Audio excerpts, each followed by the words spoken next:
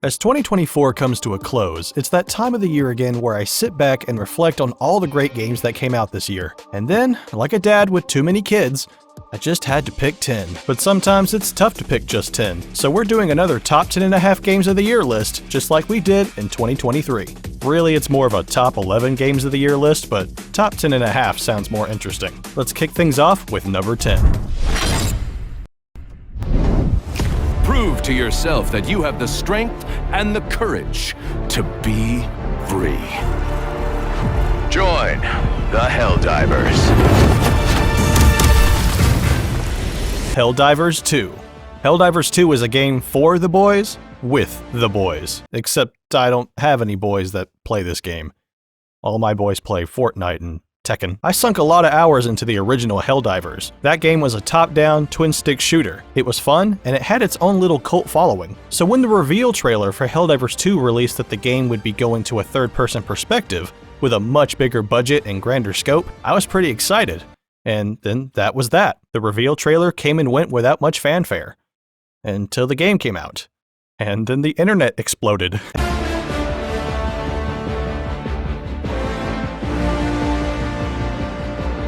Everybody was playing this game, and as a Helldivers fan, it was really cool to see. So, I got in my Hell Pod and dropped into the game. The first thing I noticed was that systems like manually reloading, calling in ordnance, and friendly fire were all the same as the original game. But due to the change in perspective, a few things had to be changed. Now that it's third person, it can't be a twin-stick shooter, so instead we have the weirdest looking reticle I've ever had to get used to. While it does seem weird at first, this reticle is actually really cool. The sway of the reticle changes based on your recoil, your positioning, and how tired your character is. Helldivers' approach towards realism never gets in the way of the actual game. If anything, it only enhances it. I mean, how many times have you died because you forgot to manually reload, or a friend's hell pod landed right on top of you, or a friend's ordnance blew you up? Thanks to the reinforcement system, those moments never really made me mad. I'd just laugh, drop back in, and be on my merry way. Sometimes dying would actually help because then I could drop my hell pod on an unsuspecting Bio-Titan. This game has a pretty decent amount of mission variety whose difficulty can vary wildly. You're either landing on a quiet, peaceful little planet to collect samples, destroy some bug dens, and deliver your grandma some cookies, or you're diving into the depths of hell to launch a nuclear missile, activate hell bombs, or deliver your grandma some cookies. She needs those cookies, and by liberty, she's gonna get them. Now, this isn't the game's fault, but it is what brought down my experience a little bit. None of my friends play this game, so I never got that experience of hell diving with the boys, but I'll never forget the times I spent with complete strangers online, like the Battle of Malevelon Creek. Malevelon Creek. Malevelon Creek. Malevelon Creek. Malevelon Creek. Now, the main reason I eventually got burned out on this game was because of the progression system. It's pretty slow, and even when I unlock what I've been working towards, it usually ends up being unsatisfying. I also wish the game had more factions other than just the bugs and the robots. I really only fought the bugs because the robots scared me, but Helldivers 2 is still one of, if not the best, multiplayer experience I played in 2024. Keep in mind that this video was posted before Marvel Rivals, so that may or may not change. And I gotta salute those brave Helldivers who are still fighting the good fight for freedom and democracy. If she could just hear me like I can hear her. Sophie! I'm right here! Right in front of you!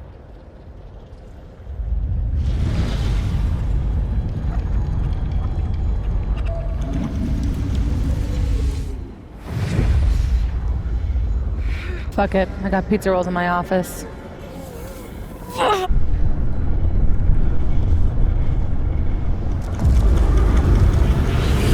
Life is Strange, Double Exposure. Continuing the story of Max Caulfield, 11 years after the events of the first Life is Strange game, Max's time-traveling powers have evolved, and now allow her to time travel between timelines. In her own timeline, she discovers that her friend has been murdered, but by whom? She doesn't know. But using her newfound abilities, she shifts back and forth between her timeline and another, very similar timeline where her friend is still alive. And somehow, she must prevent that friend's murder in that timeline while simultaneously investigating how the original murder adventure happened in the first place. A pretty straightforward plot, right?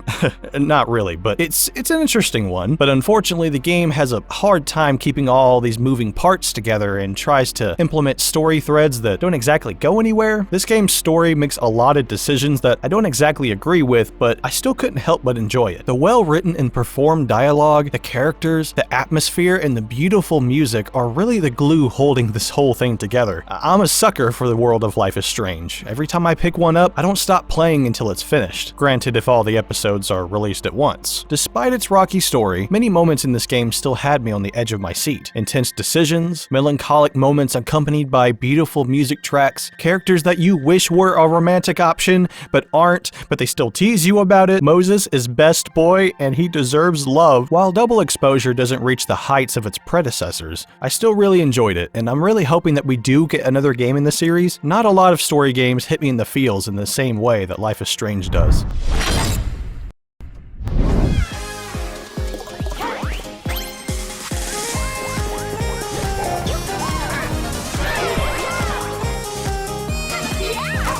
Mario Party Jamboree.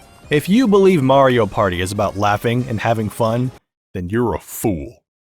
And I pity you. Mario Party is a game you play with people you don't plan to be friends with afterwards, because you won't. It's about being Cutthroat. It's about looking out for only yourself. In 2 versus 2 minigames, you're not helping your partner's helping you. If my friend goes to a boo and deliberately picks me and steals my star, they're no longer my friend. Or alive. Mario Party Jamboree plays and looks amazing. So many new animations bounce, pop, and sparkle. Every minigame I've played so far has been super fun, and the economy in this game is the most cutthroat I think it's been since Mario Party 2. I had a blast playing this with my niece and nephew. The past few Mario Party games have really felt basic and boring to me, except Superstars. I really like that one. But Jamboree really feels like a return to form, and it's a pretty big package all things considered. Just based off what I've played alone, I can confidently say that it's one of the funnest games I've played this year.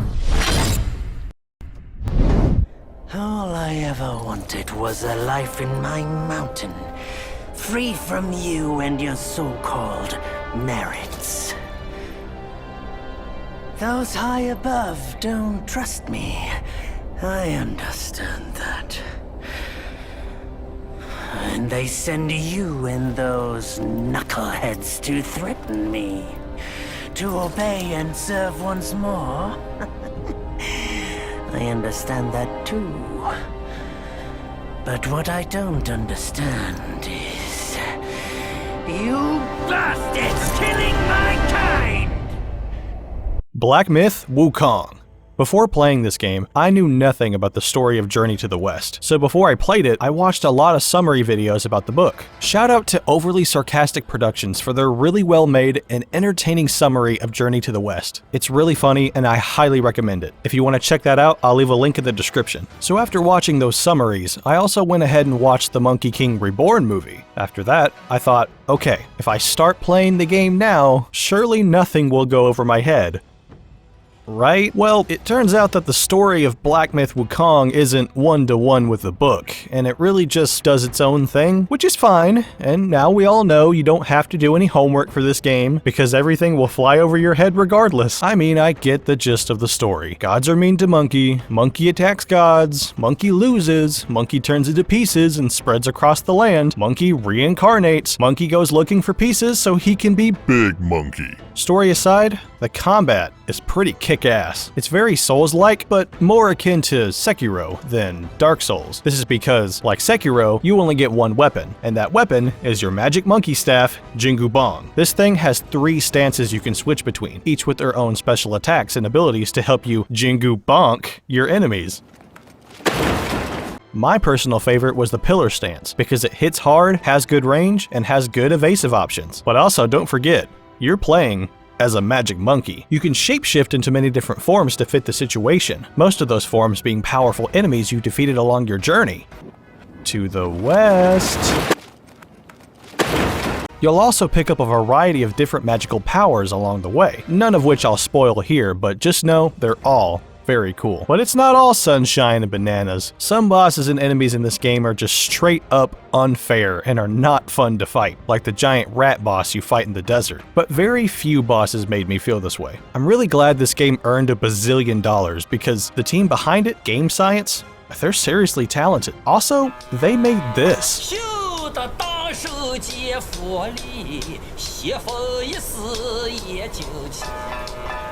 And this is my favorite thing in the whole game. This is a vibe. I love this.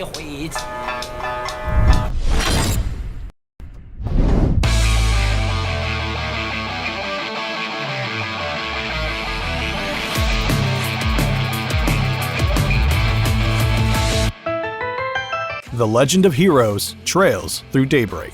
The latest Western entry in the Legend of Heroes series, and the start of the Calvard arc. I say the latest Western entry because Japan is 2 games ahead of us. We just got Trails Through Daybreak, and they just got Trails Through Daybreak 3. But that didn't stop me from buying it. Trails Through Daybreak introduces a new cast of characters whose story takes place in the Republic of Calvard. Our story focuses around a man named Van Arkwright, a detective of sorts who runs Arkwright Solutions, a sort of morally gray detective business. People go to him when they can't rely on the police. Along the way, Van meets a colorful cast of characters and they all get thrown into a countrywide conflict. The game's story is pretty good. It's nothing mind-blowing, but what really holds everything together is its characters, writing, and world building. The Trails series never misses in this regard. The combat this time around has a lot of new changes, including live-action combat, but for the most part you'll be doing turn-based combat, which is very much what I prefer because it's more fun and engaging. The only nitpick I really have with this game is the way they handle the orbment system. I know it's not called that in this game, but it's a potato, but I prefer the way it was handled in the Cold Steel series and Trails into Reverie. Equipping an orbment in past games could change a character's whole dynamic, and they all had wild and varied effects. In this game, most of them have been watered down, and they just give generic stat increases. But the Trails series is always a feel-good kind of game to me, something to just chill out and play. I'm invested in the story surrounding these characters, and I can't wait until we get part 2 here in the West. The life stream. It is the very essence of our star. The blood coursing through its planetary veins. According to Hojo, they're connected to Sephiroth. Shadows of the Man, I believe he called them. Sephiroth was in Midgar. We fought him. Whatever happened, he's alive. But why come back now? After 5 years, doing who knows what? Final Fantasy VII: Rebirth. Our eco-terrorist heroes from Avalanche return in the second game of the Final Fantasy VII Remake trilogy. This time around, the game takes a more open-world approach, much like its predecessor did when you first left Midgar. Though the term open world doesn't quite fit here. It's more like open zone, more akin to something like the Monster Hunter series. Though, with how fatigued I am with open-world games in general, I find that I much prefer an open zone gameplay approach instead. This allows the game to pack more carefully crafted areas and quests into each zone, rather than spreading itself thin with large expanses of nothingness, like Final Fantasy XV. The combat still retains that perfect fusion of live action and turn-based combat, turn-based being simulated through slow-mo menu selection that the first game introduced. But the new flashy team-up attacks really spice things up, and they're so fun to watch. Watching Aerith put on Barrett's sunglasses, or watching Sephiroth trying to rizz up Cloud. Now, I'm not going to touch too much on the story for anyone who hasn't played it yet, but it's really good, and it manages to somehow toe that line between being faithful to the original game while also taking aspects of it in new directions. We've only got one more game in this remake trilogy to go, and while I'm nervous about how it's all going to end, I'm also excited. Is there a word for that? Being nervous and excited at the same time? Exivus? Nerded? I'm nerded.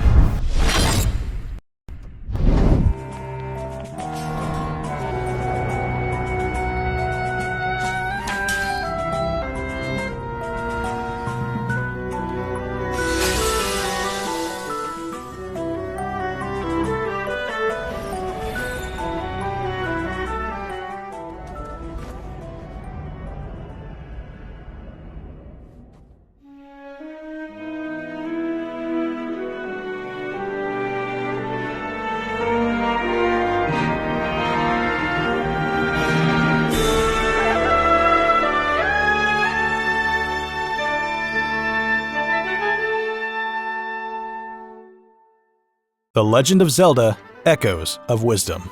Now, I don't want to retread a lot of what I've already said in my Echoes of Wisdom video, so if you want my full thoughts on this game, I'll leave a link to that video in the description. But as for a quick summary, I love this game. A lot of it goes back to that classic Zelda formula with linear story progression and dungeon design that allows the game to have more carefully crafted and satisfying puzzles and story pacing. This game lets us go back to cutting grass for rupees, searching mini dungeons for heart containers, and setting out on a quest to some actual adventurous music. It just felt so good to return to that classic Zelda formula, and with Zelda herself no less. Zelda finally got her own game. And don't you dare comment Zelda's Adventure, I'll make you scrub all the floors in Hyrule. Now it's time for some honorable mentions. These are for games I played for the first time this year that didn't come out this year, or games that I wanted to play or finish, but I just didn't have the time. Astrobot. I heard this is a really fun 3D platformer, and it looks right up my alley. I just haven't bought it yet. Warhammer 40k Space Marines 2. Like Astrobot, I've heard a lot of good things about this one too, and it also looks right up my alley. I just haven't bought it yet. Haven. This is a beautiful game about two lovers who are on the run because apparently, on their planet, falling in love with someone outside of your assigned marriage is illegal and punishable by death. It's a short and sweet game that will give you plenty of laughs and will tug at your heartstrings. Slay the Spire. I really like the game's deck building system and its roguelike gameplay. My favorite character is the Plague Doctor. Castaway. A very short and sweet Zelda-like whose story you can finish in under an hour. But it's fun, and you can really feel the love and care that went into it. And if you want to test your skills in this game, it's got a mode where you can fight your way up a tower with 100 floors. Arzette, the Jewel of Faramore. Have you ever wondered what the Zelda CDI games would be like if they were actually well designed? Well, Arzette, the Jewel of Faramore will help you wonder no longer. Arzette pays homage to those old CDI games with intentionally janky animations that surprisingly very closely match those old janky CDI animations, but they follow it up with a game that's actually fun to play. The Plucky Squire. I haven't gotten around to playing this one yet, but it caught my eye. You play as a little squire who can hop between 2D and 3D dimensions. Kinda like a really good Zelda game I know. Ghost Runner 2. I absolutely love the Ghost Runner series. Its high-speed, split-second, die-in-one-hit gameplay rewires your brain, and when you finally pull off that perfect play, it's incredibly satisfying. Cyber ninjas are just so damn cool, dude. Nippon Marathon. Now hear me out, I know this game looks really weird, but it's actually a blast to play with friends. I bought it on sale as a joke, and then I ended up playing it for hours with my friends and family. It's all about a race to see who can reach the finish line, but you gotta dodge a bunch of complete nonsense in a bunch of different wacky and absurd levels. Dead Space Remake. As of this recording, I haven't finished the game yet, but based on what I have played, the game is awesome. I did play the original Dead Space trilogy, and this game is very faithful to the original game. Almost to a fault, but it's been long enough since I played the original that this game still feels fresh to me. Another Crab's Treasure. This game is a very light-hearted Souls-like. I did play a few hours of it, and I liked what I played. I think I just got distracted by some other game. I don't remember what it was though. For the King. For the King is a kick-ass RPG that will kick your ass. It's difficult, randomly generated, and couch co-op. It makes for one hell of a time with friends, as long as you all work together. Do not play this game with any trolls. Now, on to the top 3.5.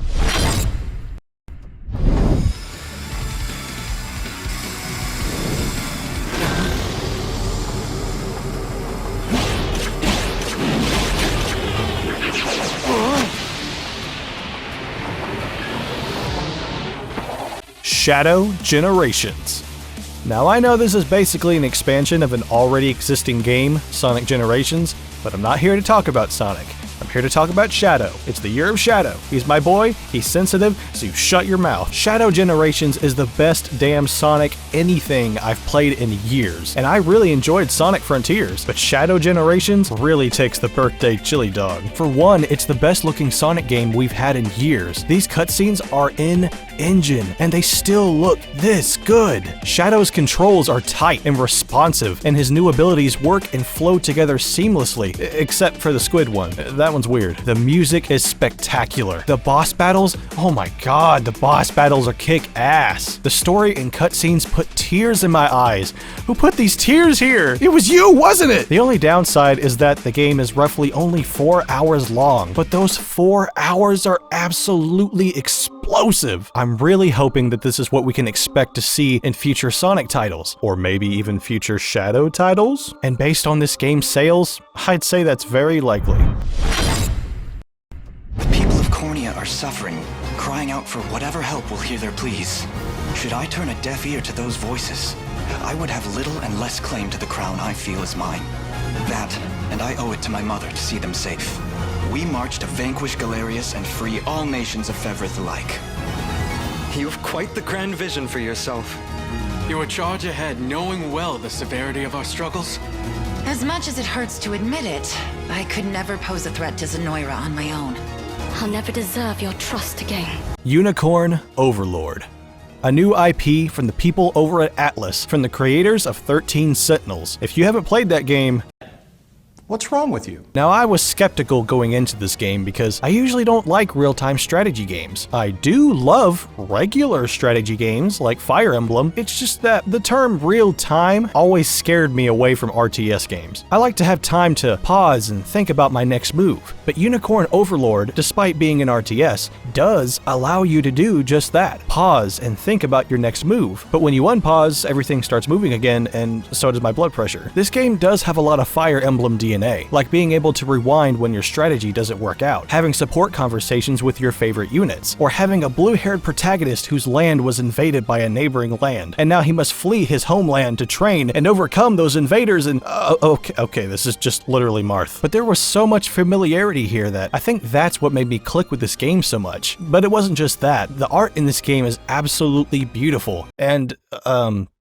fan servicey. I also love the approach to how you can explore the world. Each region has a set difficulty, so there's this kind of laid out path before you, but if you're strategic and brave enough, you can make your way into some higher level areas that you aren't really supposed to be in yet. But you'll be rewarded with high level weapons, classes, and units for your trouble. Speaking of units, let's talk about how they work, because it's pretty different from Fire Emblem. In Fire Emblem, you control one unit at a time and position them all separately. In Unicorn Overlord, you put your units into groups and set them into different formations based on each unit's strengths and weaknesses. But the way combat plays out is also very different. While you do tell the units where to go and who to attack, the battles themselves are completely automated. While assembling your units into groups, you can set up each individual unit's weapons, armor, accessories, and most importantly, skills. These skills are what the unit will be doing during automated combat, but next to these skills, you can attach specific situations in which those skills might activate. So basically, you need to plan out potential combat scenarios before you even enter combat. I've never played a game with this kind of approach to its combat, and it felt really satisfying when I assembled a team that absolutely kicked ass. There is so much customization and so many ways you can approach playing this game that it's very likely that the strategy you choose to employ is unique to you. Now, the story, to me, isn't anywhere near as good as 13 Sentinels, but that combat and customization kept me hooked for 2 playthroughs. One of those playthroughs being on the hardest difficulty, because normal was just way too easy. Also, I got the bad ending, and the bad ending was really bad and made me mad, so I said round 2. I didn't hear no bell. So if you're looking for something to scratch that Fire Emblem itch, give Unicorn Overlord a try. The team behind 13 Sentinels has done an amazing job with this game, and if you haven't played 13 Sentinels, go play 13 Sentinels.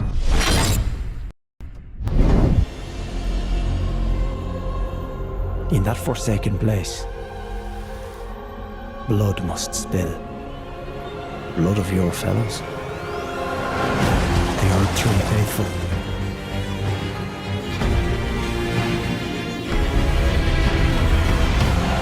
They were never saints. They just happened to be on the losing side of a war.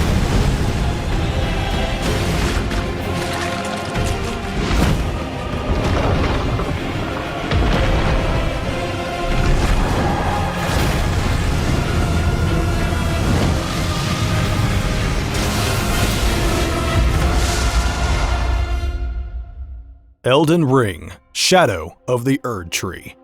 Now I know what you're thinking. Okay, Tyler, what are you doing? This is just the DLC to the game you gave Game of the Year back in 2022. And you're right, it is. But here's the thing. If a DLC takes around 40 hours to finish, that's a whole new game, my dude. It's no joke. This DLC is thick. FromSoft has always been on top of their game in the DLC department, but I really think that this takes the cake. It takes so much of the cake, in fact, that it might as well be considered its own game. I walked into this DLC with my New Game Plus 8, level 200 plus Elden Lord, thinking I was gonna steamroll this DLC. But I was quickly humbled and reminded that I am maidenless and that I am not an Elden Lord. I'm an Elden lad, but that's where the new leveling system for this DLC comes in, the Shadow Tree Fragments, or as I like to call them, the Skidoo Tree Fragments. Skadoosh.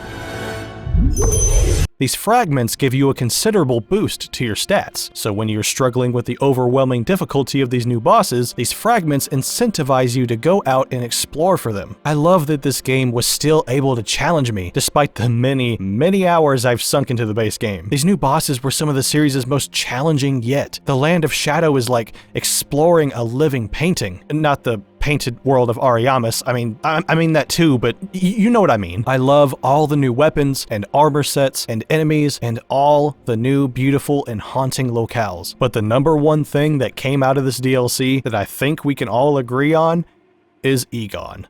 Curse you, Bale! Listen, 99% of the story in Souls games always goes right over my head, but this man's goals are clear as day. This guy hates this dragon so much. With every last drop of my being! For what reason? I don't know, but he's just so dang passionate in his hate for this dragon that maybe I hate Bale too. Maybe somewhere deep down, we all hate Bale. But you're probably wondering what could possibly top Shadow of the Erd Tree. Well, the time has come to answer that question. Indeed, the time has come to reveal my number one game of 2024.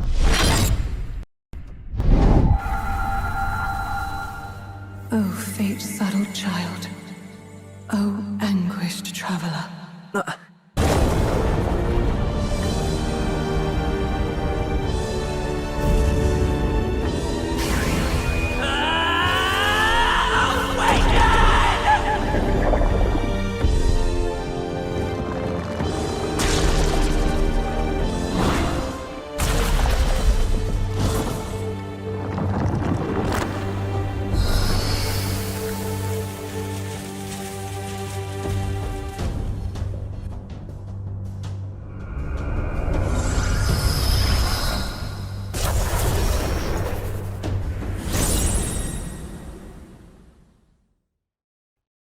Metaphor Refantasio. Surprised? I am too. I'm not even the biggest Persona fan, but I finished Persona 5 and about half of Persona 3, but they're not really my cup of tea. Even Shin Megami Tensei wasn't exactly up my alley. Nothing really wrong with those games, they're just not for me. I saw that there was a free demo for this game, and I thought, well, it's a new IP, so I guess I'll give it a shot. And so I played it. And I kept playing it.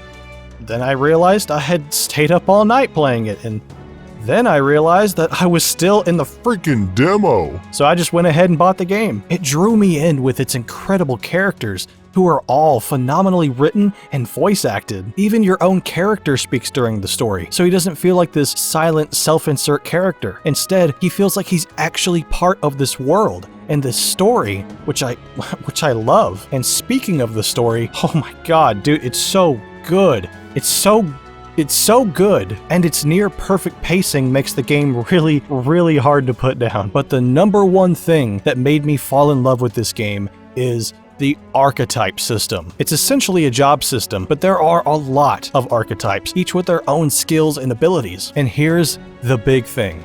Any character can be any archetype, and the skills they learn from that archetype can then be inherited and carried over to any other archetype. For example, Hulkenberg starts as a knight. A knight's job is to get the enemy's attention and tank hits for the rest of the party. But if I change Hulkenberg's archetype to a healer, then she will learn a bunch of healing skills. Healing skills which she can then inherit and carry back over to her knight class, allowing her to both protect and heal the party. And that's just one example. There's tons of possible combinations with this system. Let's rewind and go back to Persona for a second. One of the very few problems I had with that series is that some of my favorite characters would be tied to one persona, whose abilities I may not vibe with, and because of that, some of my favorite characters might be sitting on the bench when it came to combat. But in Metaphor Refantasio, I can always be with my favorite characters, because my favorite characters can be whatever archetype I want them to be, with whatever assortment of abilities I want from any other archetype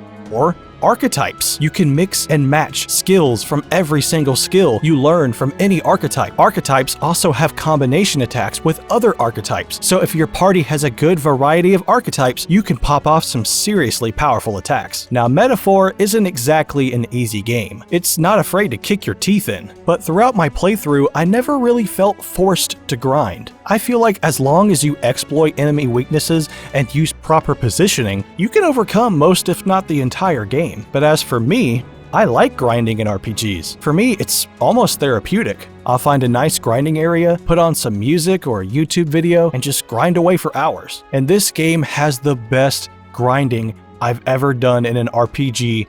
Hands down. So there is live action combat and turn-based combat. 99% of the time, you're going to be in turn-based combat. But while you're in live action combat, you can hit enemies in the overworld until they're stunned, and if you initiate combat when they're stunned, you gain the initiative, as well as some bonus damage. But if you hit an enemy in the overworld and they die in one hit, that's the game telling you that you're over-leveled for that enemy. But unlike other RPGs that would drastically reduce the amount of XP and money you get from those enemies, Metaphor only reduces that enemy's returns by half, and it never goes down any lower, no matter how much you level up. All it does is speed up the time you spend grinding, and I love that. It respects my time. I feel like I need that in every RPG now. But also what's great about grinding in this game is that you have two XP systems. XP to level up your characters, which levels up their stats, and Archetype XP, which levels up your archetypes, also increasing your stats and unlocking new skills with your archetypes. But even when your archetype is max level, you will continue to gain Archetype XP. And when the Archetype XP meter fills up again, you gain an item that allows you to allocate a significant amount of Archetype XP to anyone, so that everyone is making significant progress with their archetypes. Are you tired of hearing me say the word archetype? I'm kind of sick of saying it by now. I'm gonna go ahead and move on from this, but it all just feels so well thought out. Another major aspect of this game is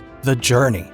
Metaphor has such a wonderfully realized world, and you're always visiting new locations in your weird two-legged boat mobile home. This game fills me with a feeling of nostalgia, like I'm younger and I'm playing Rogue Galaxy or Final Fantasy X again on my PlayStation 2, except it's not on my PlayStation 2, it's on a PlayStation 5, and this game looks freaking phenomenal. And the art, it's medieval Persona, and it's freaking beautiful, dude. Gallica is best girl, and you cannot convince me otherwise. Okay, I could gush about this game forever, but let's go ahead and wrap it up with one last topic: the music. Dude, the music is so damn good. It seriously gives me Fire Emblem Three Houses vibes. The main battle theme sounds a lot like God-Shattering Star. The music in this game does such a good job of conveying the many themes the game covers throughout your journey: faith, adversity, loss, companionship, and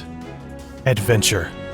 But those were my top 10.5 games of 2024. Help me battle the algorithm by commenting your favorite game that you played this year. And as always, thank you all for watching, and I hope you all have a great day.